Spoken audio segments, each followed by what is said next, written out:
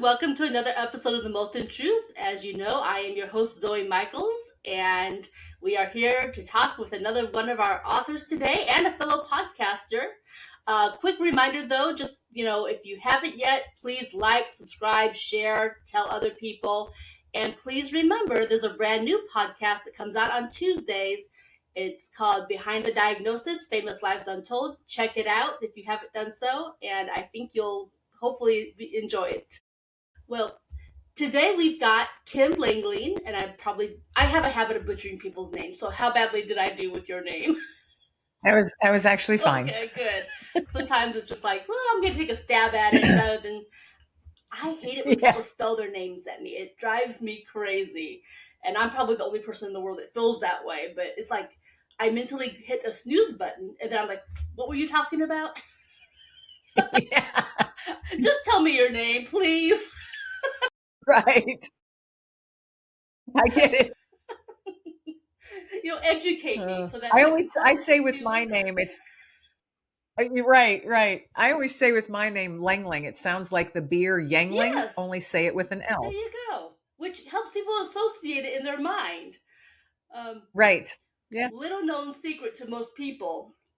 I legally changed my name.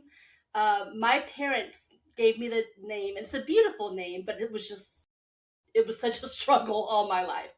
They named me Glynis after the actress Glynis Johns. And, it was a very nice, unique name, but over the phone, it just didn't play well. And so the only way to get people to stop calling me Glynis was to change it legally to something else, right? But to get people to remember that name, one of the most bizarre associations I could imagine, a friend started thinking of lettuce to come up with Glynis. Why that worked for her? I automatically thought Guinness, as in Guinness beer. Which would also play, but we're talking about like maybe a 10 or 11-year-old, so maybe they're not familiar with the beer yet. Okay. Yeah. But we do what we have to do to associate names. But anyway, we're not here to talk about me. I just got the open mouth and roll down the hill. So Lengling, like Yingling, was how we got to that. So tell us a little bit about yourself. I know that you are a big lover of coffee. I know that you love animals like I do. And you've written a few books that involve that love of animals. I have. Actually, the two books, they were, I think, in 2023 and 2024, Paw Prints on the Couch and Paw Prints on the Kitchen Floor. They are anthologies. So I brought a whole bunch of different authors together, and they each shared a story. So each chapter is a different story with a different author. So they're all written completely different because they're written by different people. But the stories that it's how the pets have enriched their lives, changed their lives, at times saved their lives. How they've brought in patience and grace and love and unconditional love and all of that. And those of us with pets, we know that feeling well. And it's why we have pets in our lives. But for those two books, it was just such a beautiful journey to go through and to read all of these stories as they were coming in. And then to be able to give these folks, a lot of which had never written anything before, to give them, they now can say they're a published author because they're, have a chapter in an anthology. But they also it was such a great time for them to share their love of their pet, many of which had already passed on. And so they were able to share the stories. Some of them were silly. Some of them were laugh out loud, like, bust a gut laugh and silly. Some of them were written from the pet's point of view, like through the pet's voice. And just so unique. Every story is so unique. And if everybody can't resonate with all of the stories, they're going to resonate with one, two, or three of them in those books. So it's kind of like a chicken soup for the soul type of books is what they are.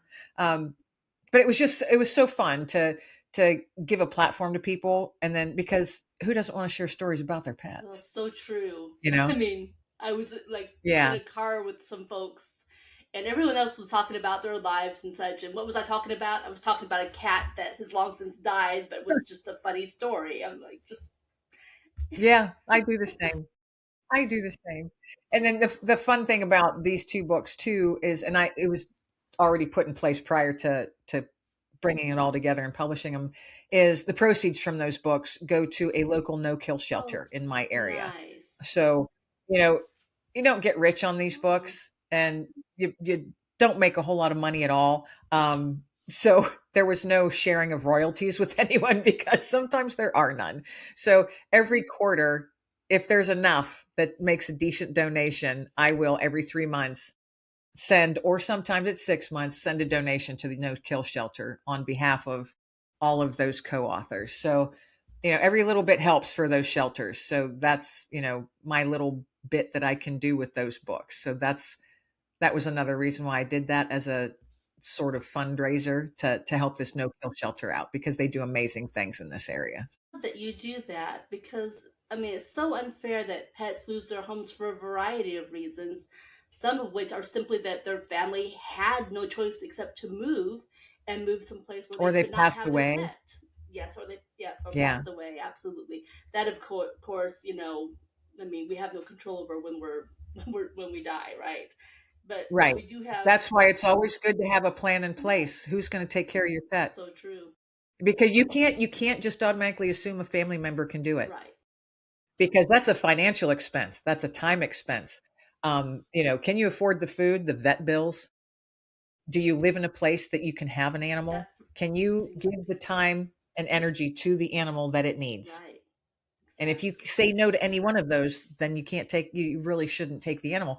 And I know a lot of folks, they literally could, like if my mom, God forbid, if something happens to her today, I would be unable to take her little tiny dog because my dog would eat it, I get that.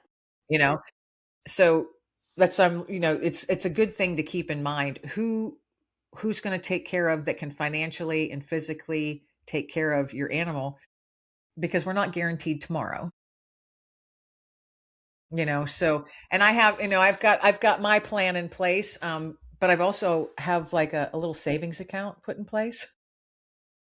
And it's written down in my safe that should something happen, this is where the dog goes and this is the account, and use it as long as you're able to. It's not going to last lifetime, but here's something, you know what I mean? It's just something to think about because I don't think we think about that very often. No, you know, I had lost a dog a few months ago, and I wound up adopting another dog who needed to be rehomed. But part of me really wanted to get the same breed as before. Part of me was, trying to heal and wanted the polar opposite for that reason. But part of me, I love the Norwegian Elkhound breed. I think they're beautiful and they have such personality. So I follow a few of the Facebook pages for that, and I've seen so many of these messages about, well, we have this Norwegian elk hound who needs a home, and the only person who's available to take it is several states away. It's a far journey, but the generosity of certain people who would be like, yes, I'll donate toward the cost of getting this dog to you if you will take care of this. But Yeah. so many of those situations, I see that a lot where I inherited my mom's dog, my mom passed away, and now I've got to figure out what to do with it. We want it to go to a good home, but a good home may not be as close as what they would hope. Yeah. Yeah, it makes it hard. It's a tough thing to think about, It is, but I mean, we view them as but it's family, reality. right? Yeah. So just like you would take care of other family members, what would happen? This is a family member that you literally have to make the choices for because it can't really make the choices. It can't make the plans. Yep. So, Yep. yeah. I would accept any animal, but literally my dog would eat my mom's dog. I get And it's that. just the way it is. Yeah. I have a big dog and she has a dog that's like this big. My dog would look at that and think, rabbit, you know? It can be that way. It's true. And then there comes the point like, when is enough pets too much? Can I afford to feed this extra mouth, or am I now going to Right. become the crazy cat lady because I adopted one cat too many? Yeah, exactly. Who cares if people call you the crazy cat? Wear that as a badge of honor. The way I look at it. Yeah, I figure two's enough. They're siblings. They play. They fight. It's all good. But Three might just be Yeah. a bit much for me. That's, and I would love to have a bunch of dogs, but I'm sitting there thinking, financially, I don't think I could do that with a bunch of dogs. I just, my dog just had to have surgery that was not anticipated. That was $1,200. Boom. Yeah. And you're like, wow, you know. So yeah, that's a lot of money when you're not anticipating it. Yes. Yeah. And if I had more than one, and that's the regular checkups and any supplements they might need as they age, and mine's starting to age, so he's on supplements now, things like that. Just your normal vet stuff. True. It all adds up. There you go, employers. Another perk to offer your employees: pet health insurance that's actually combined with yours, so that you don't have to buy a separate pet policy. If you're insured, Do they make that? Do they make I those think they need to combined? invent it. I know there's separate pet There we go. insurance out there, but Right. I mean, what an employee incentive would that be if it was just all rolled in with the family care? That would be a great employee I'm telling incentive. you, Good idea. full of ideas. I am too.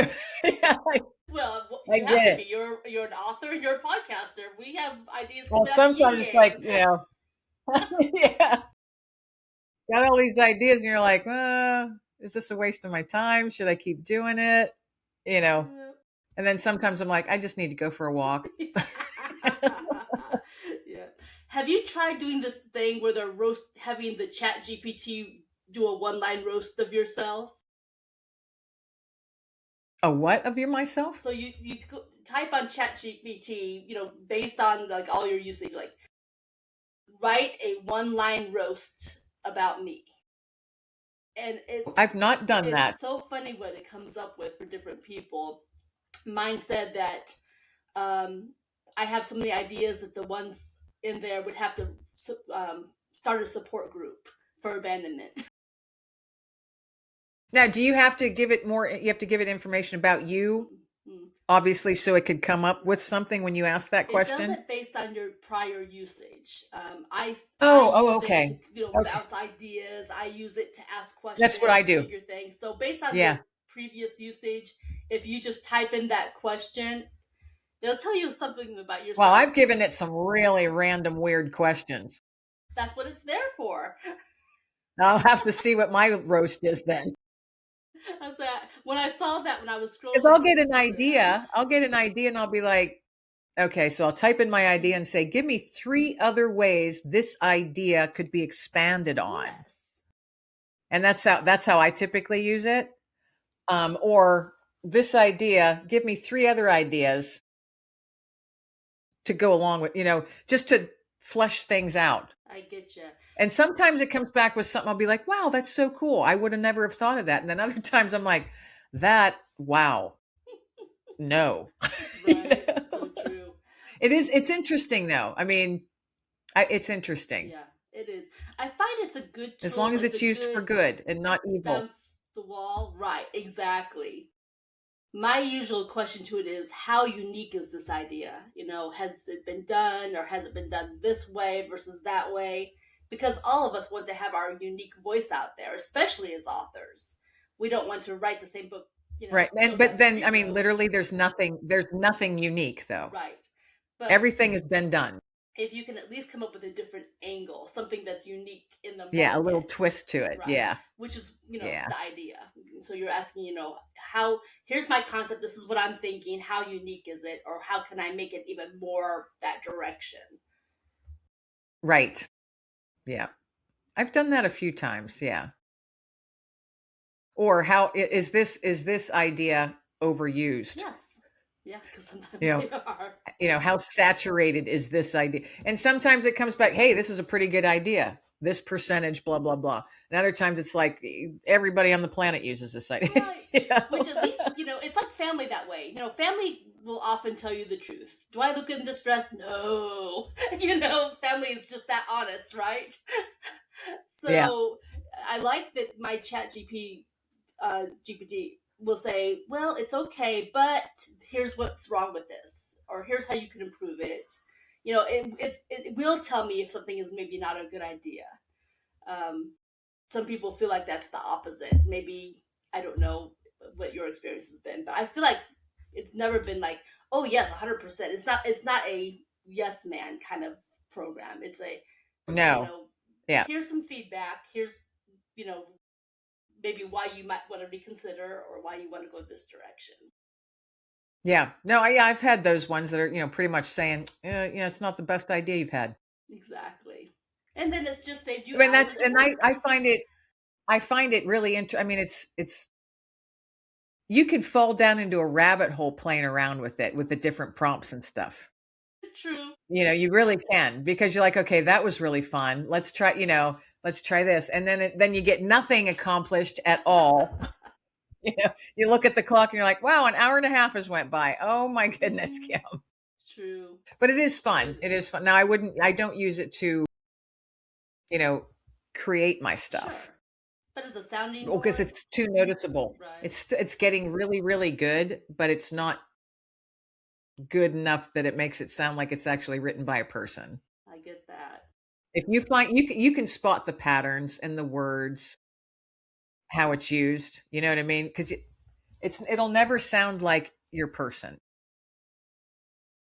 no matter how good it is. I don't think. That's just my opinion. Who knows? I mean, look, they even that AI even exists Yeah. is amazing It is.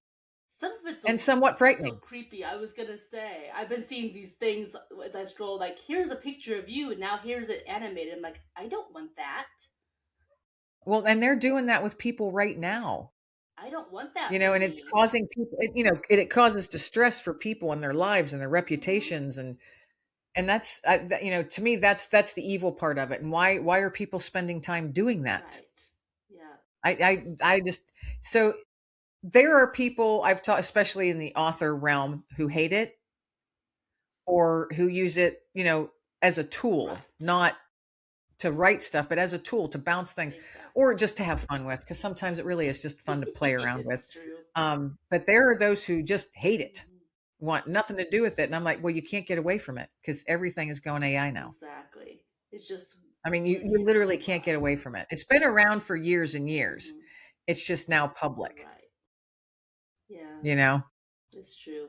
the world is changing It is. For continuously. better or for worse. Yeah, we just got to, buckle up, Buttercup. That's what I say pretty much every day. Buckle up, Buttercup. It's going to be a bumpy ride. Exactly. What's happening today? Oh my goodness. Well, I never thought I would see a day when I paid for even a low end coffee as much as I pay for it now. As a fellow coffee lover, I mean, it's crazy how prices have jumped It in is. such a huge way. You know, just Yeah. let alone I had a regular. Keurig for a long time. And then the last year, I was like, I got rid of my Keurig. Yeah, It's too yeah. expensive. And went back to just getting big cans of coffee and doctoring up myself. But yeah, things coffee fuels me in the morning. That's how I get started. That's how I get started. I need my coffee. So my day, I wake up, the dog actually wakes me up at 5:30 every morning. So he comes and nudges me and wakes up. I get him outside, but before we go outside, I hit the button on the coffee maker. So by the time we come back in, the first smell that hits you is coffee. And I'm Beautiful. just like, okay, time to start the day. Feed the dog, fix my coffee, shuffle off to wherever I'm going to be. Maybe I'm going to watch TV or maybe I'm going to read a devotional in my Bible or something and just sit there for that first 15 or 20 minutes and just be, you know, just be. And then it's like, all right, let's get a shower, let's get dressed, let's go do something. But that first like 20 minutes, the first thing is get outside, no matter the weather, because you got to take the dog out. And he's not a dog that I can just open the door and let go. You have to go with him. He wants you to go with Oh him. boy, I've got it so And so I easy. do, and I'm glad. And I'm glad to do that because I need to get outside too, you know? So, and he's a big boy, he's a big dog, so he needs the exercise and I don't mind it at all. So, sometimes you're like, the air hurts my face. We have to make this quick because it's so cold, but I'm still glad because it wakes you up. It to me it grounds me, gets the day started right. I don't care if it's raining or whatever, gets the day started right. And then you come back in back door and smell of coffee and you're just like, all right, here we go. you know. Well, you are a very, sounds like self-sacrificing person when it comes to your dog, because I would be all about I get coffee first. Oh, well, the way I look at him, like he's been waiting all night long to go to the bathroom, and I'm able to go whenever I want. He's not. He has to wait on me. And he's a big dog and he's getting older. So Yeah, I I just throw on my boots and my coat and we just go. that's so Put my good. headlamp on because I live in the country, so it's pitch black here. Put my Mm, headlamp on and we get out there and, make sure there's no skunks or any other critters out there and yeah, let him do his thing. there you go. I am very grateful that mine is totally cool with going out the door in my fenced yard, because, yeah, I don't do Well, you morning have a very fenced well. yard. That's nice. Yeah, I swear, even if I had, even if the house had not had a fenced yard at the beginning, I would have made it a point, because having the dog outside where I can just literally open the door in the morning, go get my coffee while the dog does its dog thing, would have been a Yeah. priority. It would have been a very short time without a fence for me. Yeah. Yeah, I'm surrounded by fields and woods. Mm, Um and when I got him, I immediately I got him as a rescue and he was about 2 years old when I got him. So and I'm big on training and we have too many critters here. So I did like he learned the perimeter very quickly. So he knows where he can run to and stop. He listens most times, but if it's a rabbit, he's gone. they'll do that. Oh. Yeah, or a skunk. So there are at night when it's dark, I have to put him on a line Mm, because I don't ever have him on a line or a leash either. But I have to put him on a line at nighttime because he will chase down whatever small critter is out natural there. And at instincts. this time of year, the skunks are waking up, Are you down and we've had south? too many skunks. Yeah. I can't do it anymore. Yeah, I get you. It's horrible when they get sprayed by a skunk. It's just the worst. It's the worst. That makes me I've glad to had live in the way too city. many. Oh, were you in the city? I live outside Cincinnati, but oh my goodness, I mean, Oh, okay. yeah, Okay. yeah. So I've got the kind of the city slash country, but I'm in the city part. But I grew up in Texas, Okay. so I do know the outside and the rurals and all that kind of thing. And yeah, I don't know how I would survive if I thought my dog was going to run into a, a skunk, or a copperhead, or who knows what. Yeah. Yeah. See, we don't have those snakes here, but in Texas, I know you guys We do. did, yep, yep. Sneaky, sneaky. Yeah. Critters. Well, you learn, you just learn. Yeah, yeah. Like for me, it's just, well, that's what it is. If I don't want my dog to get sprayed by a skunk, because he will chase it down. Doesn't matter how many times he's gotten sprayed, he'll still chase one. Yeah. And I'm like, why are you not learning? Because you get sprayed and it makes you throw up. And then it makes me throw up because it smells so bad. And then the house stinks for 8 months. And that's no lie. 8 months. Man, It's horrible. I am so. My other dog before him, who was like the best dog on the planet, of course, they're all the best dogs. Mm-hmm. But True. at one point, he got sprayed 5 times in 3 weeks. And I thought I was going to lose my mind. My house stunk like a skunk every time it got warm and humid for over a year. Oh man. It was awful. Well, that's, You just like kind of, it's yeah. the worst I smell can't even ever. imagine the horror of that. Oh. That's what it is. Okay, here's how bad it is. It like burns the inside of your nose, so you can't smell really Mm, if you still stink mm, because it permeates everything. yeah.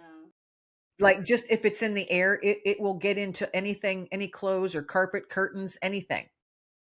And I went to work the one time and I walked in, took my coat off, hung up, sat down, and one of the ladies in the office, they're like, I smell skunk. And I went, oh no, you can smell it. My dog got sprayed last night. And they're like, yeah, we can smell it. And I went, I'll hang my coat outside. So I went outside and hung the coat on like a tree branch. And I came back in and they're like, Nope. no, it's you. I went, no. So I went into my boss's office and I'm like, Robert, and he goes, you got to go home, Kim. I went, I stink. He goes, you stink. They sent me home. So there's Yeah, no way that to was get that fun. out of the atmosphere or out of your clothes. Then I mean, I would have thought It just has to vinegar. wear out. Yeah. No, if it gets in your clothes, you throw your clothes away. Really? Wow. Yeah, it doesn't wash out. Good No, to know. believe me, I have so much experience with it. Sounds like.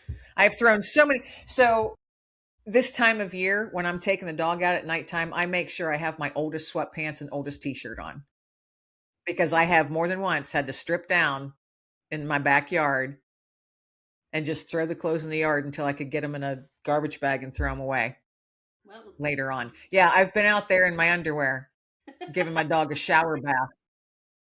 well, that's the beauty Yeah. of living in the country. Yeah, that's what I'm always like, thank goodness I don't have neighbors right here because they'd be seeing me out here, not using the Exactly. best language, Yeah. getting the hose. And it always happens in mid-February, so it's not warm here. Yeah. Oh, Man, insult to injury. yeah. But then, you can look back now and laugh about it and just say, I really hope that never happens again. Right. Oh my goodness. Yeah. Ugh, the things we don't even think about with that. Meanwhile, there's probably like 100 or plus dog owners who probably are in your same situation going, yes, you're right. That's what we're dealing Yeah. with too. And, oh, When you always have people that they're like, well, did you try this? Did you try that to get rid of the smell? There is literally, and I'm saying this because I have years of experience of my dogs getting sprayed by skunks. There is literally nothing that gets rid of the smell.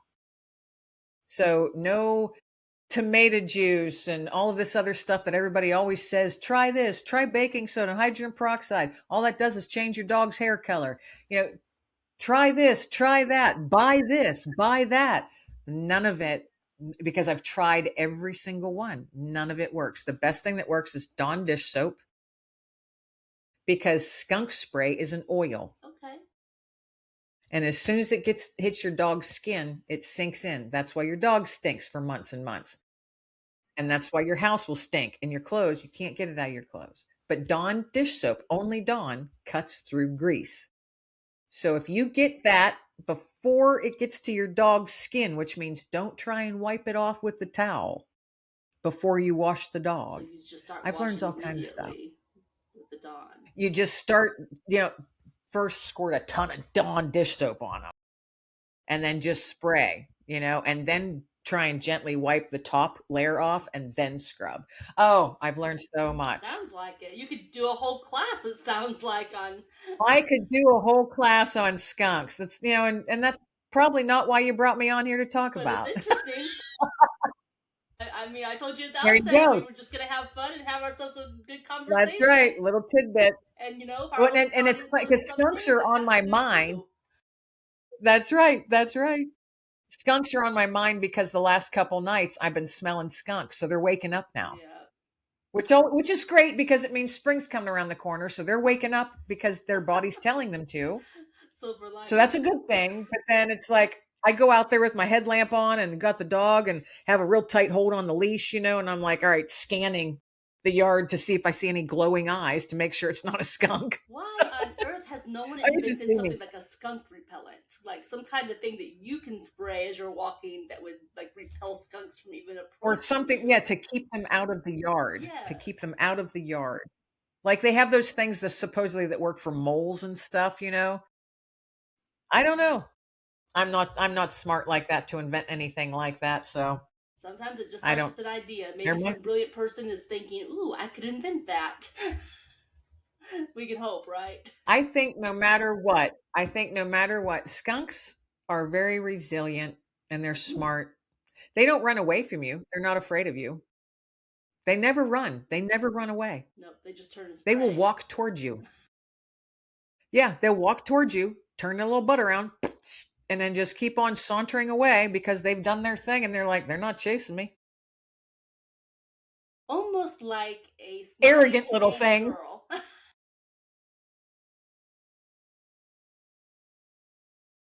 Oh man. Boy, things that come Yeah. up. So, before we Yeah. get too much further in, because I know we're almost to our halfway point or maybe a little beyond, but you have a website and I want people to know your website. So go ahead and let's give them your website while we're thinking about it. It is kimlenglingauthor.com. So on there, you can find my podcast, you can find my books. There's links on there where you can click so you can get them. All my books are on Amazon. You can meet Dexter, my dog that I have. He is my office manager. So he's the one who keeps me on track. And when you find him on there, he's the contact. So he's the one that, scans all the emails, lets me know what's important and what isn't. So he's my office manager. He lets me know when I need a treat. He lets me know when I need a walk, and he lets me know when I need to get outside, or he lets me know when I need to take a nap. So he's Sounds my like a office good deal. manager. Very nice. It is a good deal. I think so. Yeah. Yeah. Were you an early riser before Dexter, or is Dexter a slave driver who makes you get up at 5:30, and that's his I've choice and not yeah, yours? I've always been an early riser. Well, that's good. I've Sometimes it's not mine, but I've always been an early riser. Plus, when I was in the military, you're up early, before the crack of dawn. Um, so that's stuck with me. So I'm always typically up before 6. That's good. Because for me, that would be like, okay, I'd be like, no, we're not doing this. Either have to find you another home, or A you lot will of need to people, sleep yeah. in. And the only time I sleep in is if I'm sick. And if I do sleep in till like 7, it feels like half the day's gone because I'm I'm so pretty good used to getting to being up 7. so I'm like early. 7 I or get a lot night. done. I get a lot done by 9 a.m. Amazing. Well, then, how do you Yeah, spend because your my family day? teases me. They're like, "Well, what did you do today before 9? Did you wash the car, do 3 loads of laundry, and bake a cake before 9 a.m.?" They're always teasing me because they know how early I get up. Yeah. So, what does the average day look like for you? Well, I shared how I wake up earlier. Mm-hmm. Waking up, getting the dog going, Yeah. and come in and get my coffee, relax for about that first half hour just to get my brain fired up. Average day after that, after my first coffee and such, I'm pretty much at my computer, either writing or creating something. I do have a couple clients that I do their social media. I create their social media and their graphics and things and their Nice. newsletters for them. So might be working on some of my client stuff.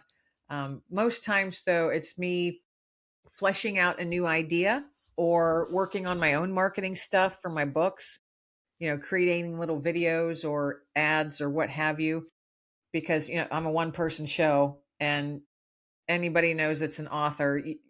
You are everything. You're not only the author, but you're also the marketer. Yeah. So, and that's a lot because once you publish your book, it doesn't stop there. That's when the work begins, So true. you know? Yeah. So, and if you have more than one book, you've got to try and you want to keep that out there. It's a lot of work. It's a lot of work, a lot of time involved in it. And so that's a lot of what I do. Just and I don't keep to a strict schedule or anything. So I might be at my desk from 7 to 10:30. And then I'll take the dog for a walk and maybe I'll have an early lunch or something and then I'll come back cuz I work at home. So sometimes I'll be on my computer working in the evening, like 7, 8, 9 o'clock at night. So I don't keep to a strict schedule because to me, I figure since I work at home and I'm the only one that would be putting stress on myself, I don't want a strict schedule because that would put stress on myself, Do you and think? then I don't go Oh, I ahead. was gonna say, thinking about that strict schedule, maybe it's my own feeling about it, but I feel like maybe a strict schedule might also interfere with creativity. Maybe I'm alone in thinking that. What's your opinion about? No, I think it would. For me, it would. The way my brain works, I think it would. Yeah. Because if I figured if I'm and I told myself this a while ago, if it's stressful, then it becomes no longer interesting or pleasant for me to want to do it, and then I won't do it. So I like podcasting. So Tuesdays is typically when I record and edit and do all of that stuff. Yep. So like that day is all dedicated.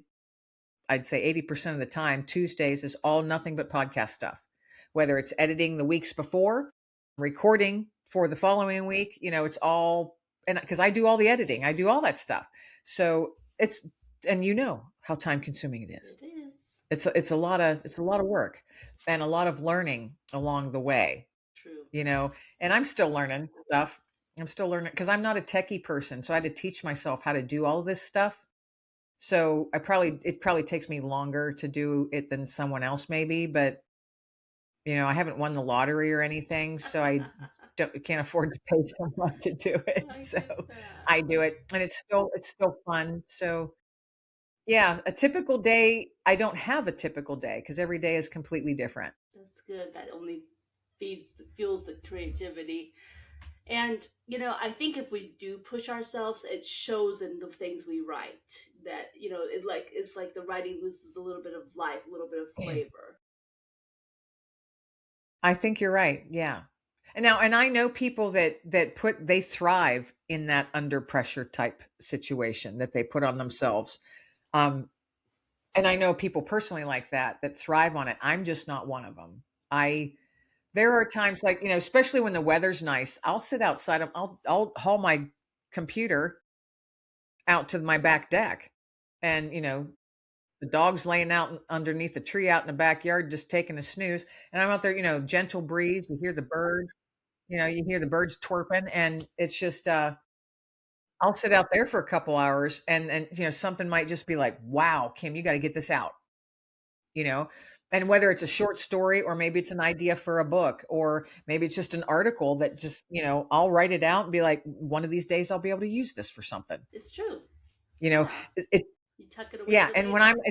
when I'm outside is where my ideas come from, is when I'm outside. That is more often, I'd say 90% of my ideas come when I am outside walking the dog. Maybe because that's your relaxed time, mind wander kind of time. I'm guessing. Well, that's where Based on I find my myself. most peace. Okay. Yeah. Yeah, that's to me. I feel grounded. I feel much more peaceful when I'm outside, and my brain settles down when I'm outside because I've learned to let all that clutter go because there's too much that's amazing and beautiful to see when you're outside. And it doesn't matter where you live, you can find something out in nature that's beautiful. Whether, it might just be a dewdrop hanging off of a branch.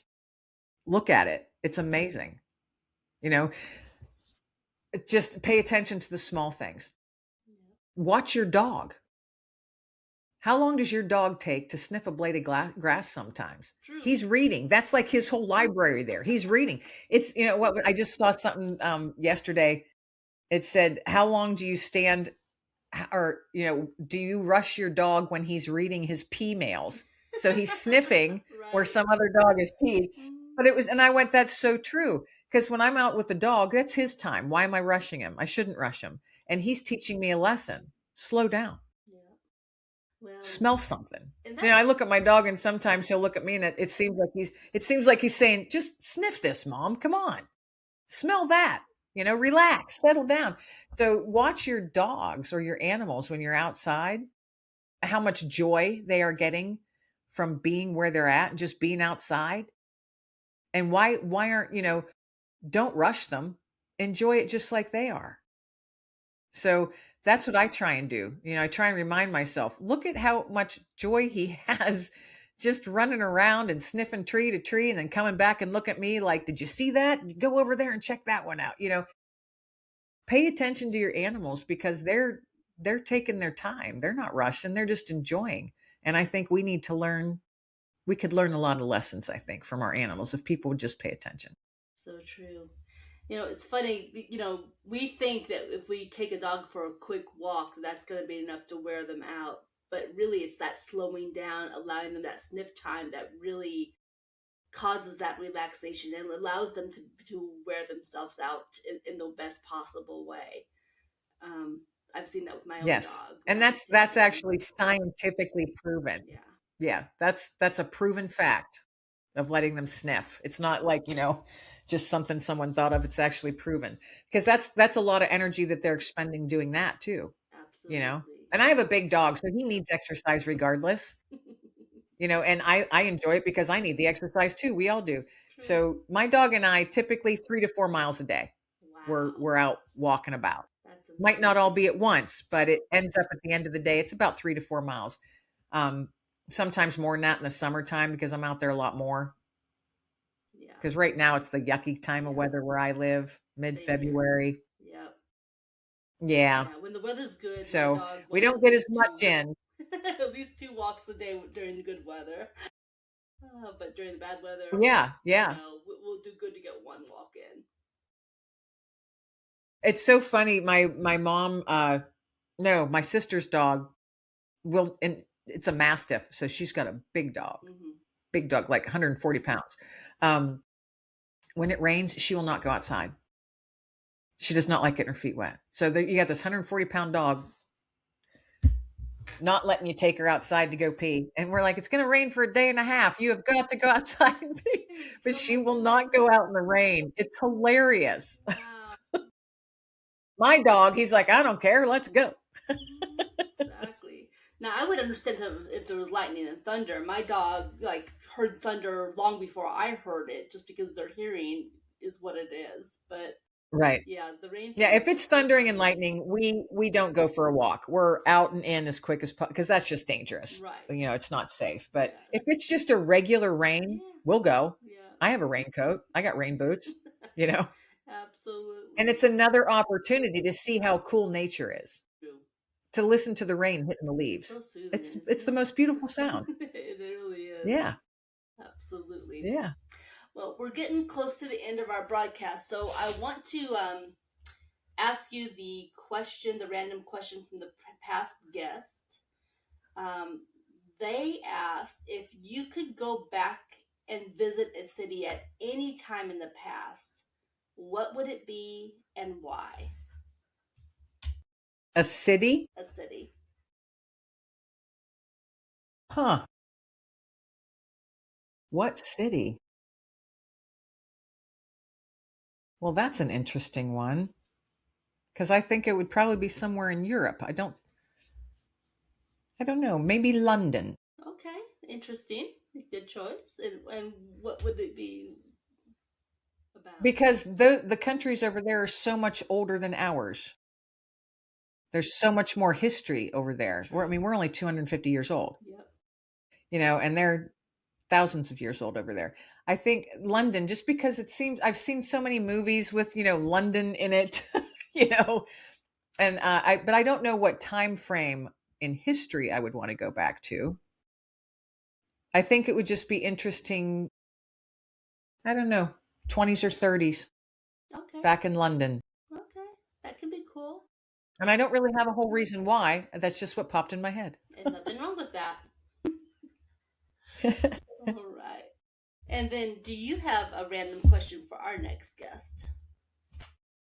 I do. And my question for the next guest is if you had to live in a movie or a book, which would it be? What book or what movie would it be? Not a fictionalized thing. If you actually had to live in a movie or a book, what movie or book would it be? Looking forward to finding out the answer to that. Yeah, I would look forward to finding the answer out too. Because I was sitting there thinking about it too. For me, I'm like, what movie or book would I want to live in?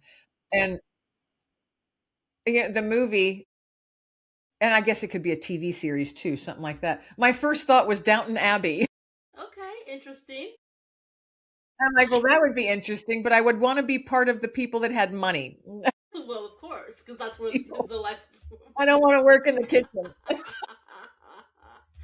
But I thought it was interesting. I that was an interesting one for my own self. So I was sitting there going, now what book would I want to live in? Because I read a lot. I read 2 to 3 books a week. So it's hard. I'm hard pressed to think of a book I'd want to live in. I get you. See, But now yeah, for I thought it was a cool me, question. I'm thinking like multiple different books I would like to live in. So now I can't. It's hard to pinpoint just one. Yeah. like, oh, I'd like to live in that, and I'd like to live in that, and I'd like to live in Yeah, and then that. like what genre of book, you know? True. Yeah. I think Yeah. my number I think one. in any book I like paranormal fantasy books. Okay. Yeah. Go ahead. So no, you were gonna say. So you like those type of I get in books? a Yeah. kick. Yeah. I get in a kick where I like, yeah, there's a lag right now happening, I think, with the stream. Um, there's paranormal or fantasy every once in a while I like reading those. And I just read a series, a 3-book series, where it's just, a touch of magic. And you sit there and when you finish a book and you're like, you feel like you're going to miss those characters. It's that type of book that I would want to live in because I want to get to know those people. I get that. I get that. Yeah, I was thinking if I had to narrow down the many books that came to my mind, I kind of really like the idea of Anne of Green Gables, just the pace of that time and the way that people behaved with each other. It was just, yeah, I don't like you, but I'm still gonna treat you nice. And I really like that Right. that Respectful. setting. Yeah. So I think if I was gonna narrow it down to one book, I think that's where I would go with it. But plus they Then felt I really have a cool. book for you to read. Okay, I'm listening. Right. It was she's an author of Mickey's, Okay. and I just had her on my podcast. Her name's Christine Jensen, I haven't met her yet. and her book is called The Wednesday Club, Okay. and I just read it, and it's about her she when her grandmother passed away. It was years later. She had this box that she inherited, and this is all part true. She inherited this box and it was filled with journals and notebooks. And it was all the minutes from her grandmother for the last 60 some years of their women's club called the Wednesday Club. Wow. And I went, oh, what a treasure trove. So she wrote a novel around the Wednesday Club. And the name of the book is called Wednesday Club. I just read it. It is the most beautiful, peaceful book. And when you were talking about what you would, I think you would love this book. It sure sounds like it. It It's sounds, awesome. I mean, wow, just to have the access to that from those journals and be able to shape that into Oh, a I know. story. And she said she's going to do a second one because I was like, is there going to be another one, a sequel? And she said yes, but she's just starting to work on it because she wants to go decade by decade. Sure. And the one that I just read now is early 60s, Very in the cool. early 60s. And it's set in the Midwest. So very rural, farm country Yeah. Midwest. No big city influence. So folks in those still to this day, you live different Yes. than city folk, True. So it was just a beautiful. And I when I got done reading it, I emailed her and I said, oh, please keep writing. I cannot wait for the second one to come. Please keep writing. This is brilliant.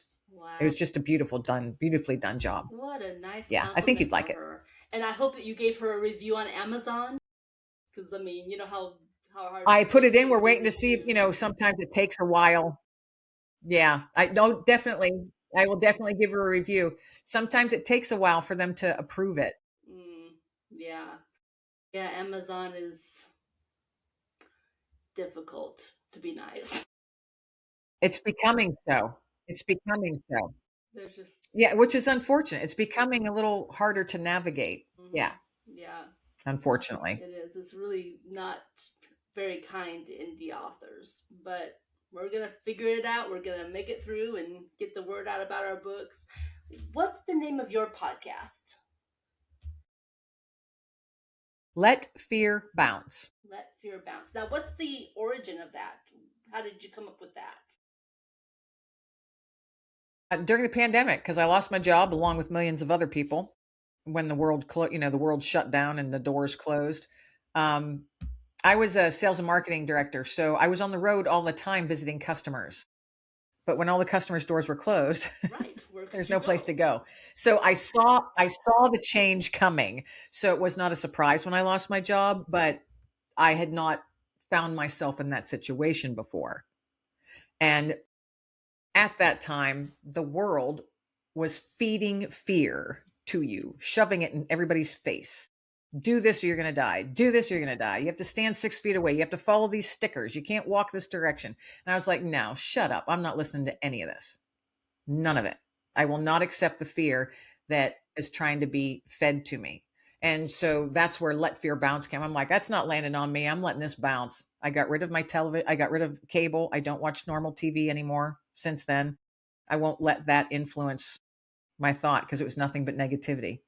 And a lot of it was untrue that we found out now, today we know now a lot of it was untrue. So that's where it came from. I sat there and went, letting this bounce. And what can I do? I have to do something. I can't just sit here and do nothing. So I said, what am I good at? What do I have a passion for? And what do I actually want to do? So I asked myself those 3 questions. And then I was like, what's this podcasting thing about? I literally had no idea what podcasting was. None. You. So I reached out to a few people that I knew personally, said, hey, I'm going to try this podcasting thing. Do you guys want to be my guinea pigs and I can interview you? So that's how I started it. And that's how I came up with the name, Let Fear Bounce, because at the time, fear was everywhere and I refused to let it land. Good so that's how that came about. That is wonderful. So you've had your podcast for what, 4 or 5 years now then, or? Just about 6. I started in 2020. Okay. Well, that makes sense. Yeah. Right in the middle of COVID and all that. Well, very cool. I'm glad I asked that question. We've been talking about your dog and everything, but I should have asked that question much sooner in the broadcast. But that's okay. Better late than never. That is very cool. That's right. No problem. Joined us today. Thanks for having me. This has been fun. You're good. In all likelihood, we'll have you on here again, and maybe we'll pursue that idea of doing a panel with you and some of the other guests. We could have a lot of fun with 3 or 4 of us, I think. So we'll talk to Mickey about that would be fun. That would be fun. All right. All right. Super. Well, thank you. Thanks for having me. You're welcome. Hang tight. We're just gonna close the broadcast, but I have some information for you afterwards. So just a moment. Everyone, thank you so much for joining us. Please, again, like, subscribe, share, and we'll see you on for the next episode.